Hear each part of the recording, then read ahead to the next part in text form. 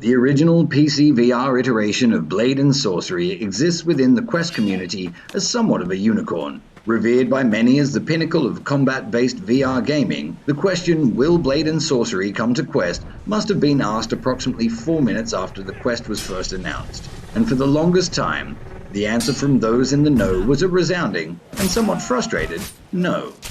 That was the case, of course, until last week. The recent Oculus Facebook Meta Connect event saw a disappointing dearth of big game announcements. Still, one particular highlight was the reveal that everyone's favorite Stabby unicorn is finally coming exclusively to Quest 2 in the form of Blade and Sorcery Nomad. Much as old Ben Kenobi felt a disturbance in the Force at Alderaan's destruction, many of us now feel as if millions of NPC voices cried out in terror and was suddenly silenced. In the announcement's wake came the gentle hum of 1,000 preteen pseudo-murderers, throbbing in angst-ridden anticipation. All I can say is, thank God this one isn't multiplayer. Blade and Sorcery Nomad is ostensibly described as a physics-driven, medieval-inspired combat sim where the gameplay is limited only by the player's creativity. It could also, and perhaps more accurately, be described as a straight-up murder simulator, offering a level of ragdoll physics and realistic stabbery as yet unparalleled on the platform. The game offers 4 arena maps. The player can curate the waves of partially closed combatants they wish to face and dive headlong into combat with relative swiftness.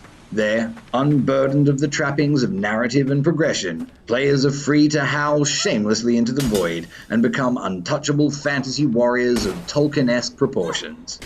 Well, that, or become the sadistic stuff of NPC nightmares, but let's give the benefit of the doubt and go with the first one for now, shall we? While it does include a limited dungeon crawl, the real draw for Blade and Sorcery Nomad is the physics-based swordplay. The dungeon crawl, or Greenland map, was definitely my preferred way to play, but make no mistake that it could in no way be mistaken for a campaign. Nor could it be interpreted as a roguelike, and it is most definitely not an RPG.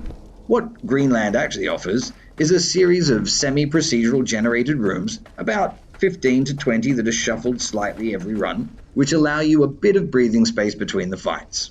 Essentially, the core loop moves from hack, stab, die, repeat, to the much improved and altogether different hack, stab, stroll, die, repeat. Awesome. Greenland has no boss fights, no unlockables, and offers no real reason to view this as an alternative game mode. It is inherently just a more extended map of the original sandbox mode for you to play over. But that sandbox, quite frankly, is really what we're here to talk about. Upon entering the world of Blade and Sorcery Nomad, it becomes quickly apparent what you're there for.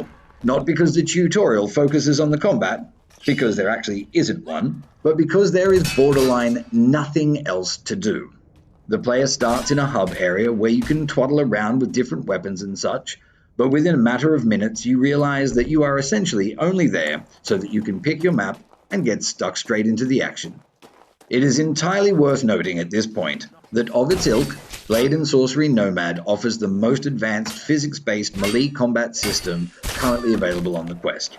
The system running the physics interactions is incredibly impressive, even more so when you consider that this iteration is running through a glorified mobile phone.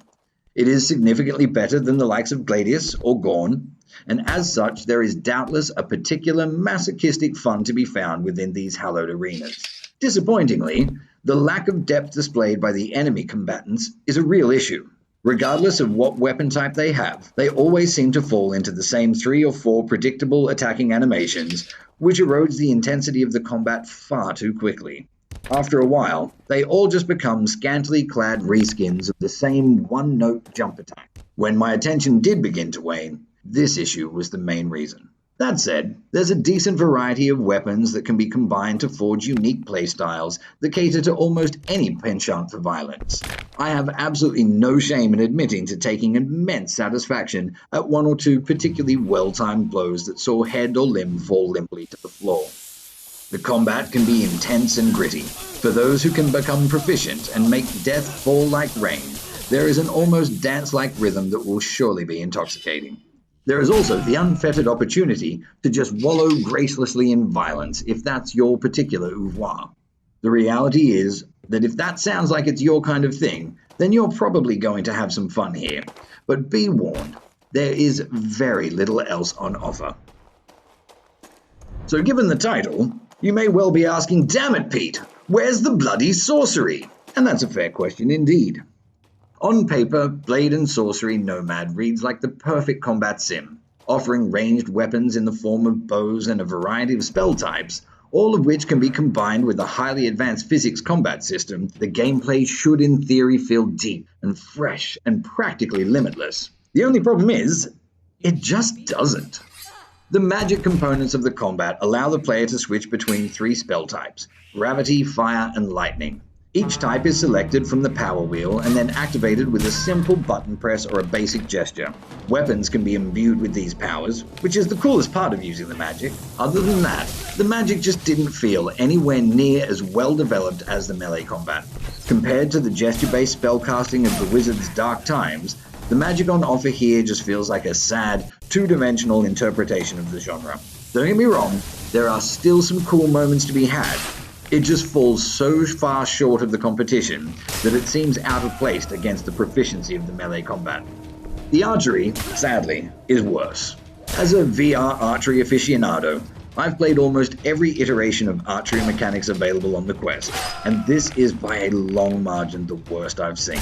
From aiming to velocity, there is nothing within the system used here that is satisfying. Despite starting every run with the bow, I eventually became frustrated and dropped it in favor of another short sword. Actually, shortly after, I jumped into a quick game of In-Death just to make sure that my expectations weren't unreasonable. Turns out they weren't. So what that leaves you with is a game that should more aptly be called Blades and Other Blades, or Blades Squared. These are definitely where the game shines. There is no better acknowledgement of how taxing the physics system in Blades and Sorcery Nomad is than the graphics. From start to finish, the processing power funneled into the physics walks itself across the screen as obviously as the textures that render your virtual existence. I have a reasonable amount of experience with the PCVR version of the game, albeit playing it on a rig made entirely of antiquated parts and held together by voodoo engineering and mashed potatoes. So for me, the graphical fidelity of the Quest 2 port actually rang pretty close to home, and wasn't too jarring. Others, however, will have a very different reaction.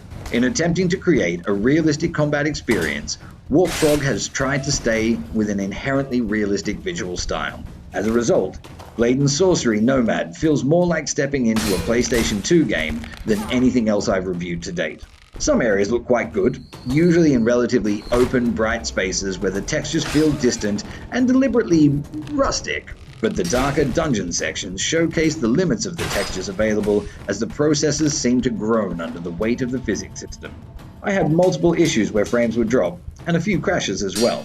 I mean, that said, it's not terrible. In the context of everything else that's going on under the hood, it's actually admirable that the development team didn't fold on their identity and were able to deliver as much as they have. From an auditory perspective, sadly, everything other than the sound of metal ringing on metal feels like somewhat of an afterthought. There is minimal music on offer, so all the ambience is drawn from the other sounds of the combat itself. While this is most likely a deliberate attempt to once again channel focus towards the visceral sensations of the combat, it can at times leave the experience feeling empty and unfinished.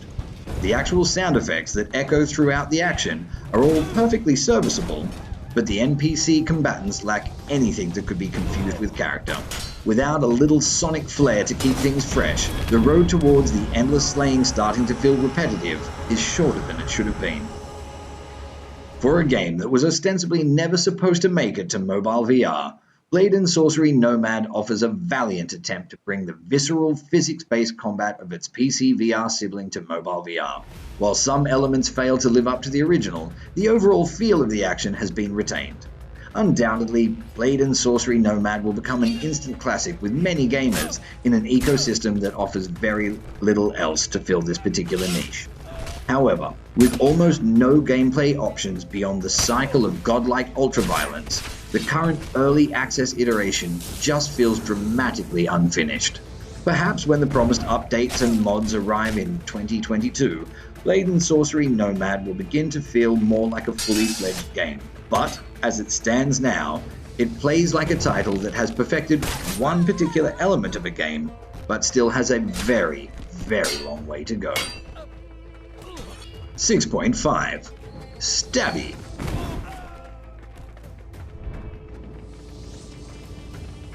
If you're enjoying the channel and would like to stay up to date with all the news, reviews, and interviews, click the subscribe button now.